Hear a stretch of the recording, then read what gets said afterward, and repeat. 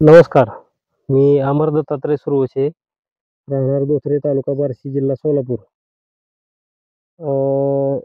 एक 4-5 वर्षापूर्वी सरासरी मी चंदनाची 400 रोपं लावलेली आहेत. आज त्या झाडांची तुम्ही ग्रोथ बघू शकताय. फक्त एकच कारण आहे, की योग्य मार्गदर्शन न मिळाल्यामुळं या झाडांची अशी अवस्था थोडीफार झालेली आहे. आम्हाला रोपं घेतली आम्ही, पण थोडंसं मार्गदर्शन मिळालं नाही. एकच विषय आहे, की आपण एक आयुष्य म्हणजे सरासरी एक 10-15 वर्षाची आपली इन्व्हेस्टमेंट आहे. त्या इन्व्हेस्टमेंट करायची असेल, तर आपल्याला योग्य मार्गदर्शन पण मिळणं गरजेचं आहे ना.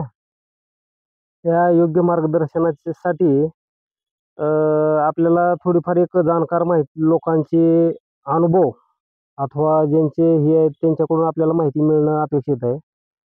या झाडांचं होस्ट म्हणा, प्रॉपर होस्ट न मिळाल्यास त्या झाडाची वाढ होत नाही. अथवा एक 3-4 वर्षानंतर आम्हाला सांगितलं, की पाण्याची गरज नाही. पण त्या झाडाची वाढ होण्यासाठी पाणी तर आवश्यकच आहे ना शेवटी.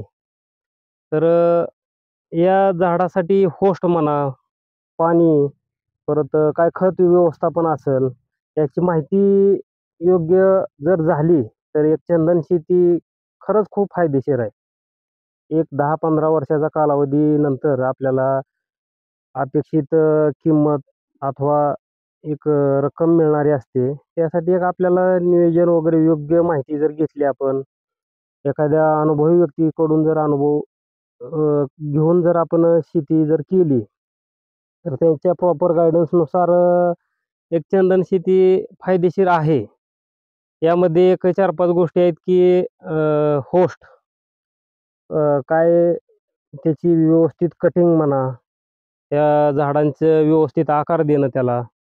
तसेच पाणी व्यवस्थापन, परत त्या झाडांची योग्य काळजी, ह्या जर गोष्टी माहिती होत गेल्या व्यवस्थित, तर झाडांची योग्य वाढ होईल. झाडांची योग्य वाढ झाली, तर झाडात आतमध्ये बनणारा जो काही गाभा आहे, तो व्यवस्थित तयार होईल आणि त्या गाभ्यापासून जे उत्पन्न मिळणार आहे आपल्याला, त्याची चांगली वाढ होईल.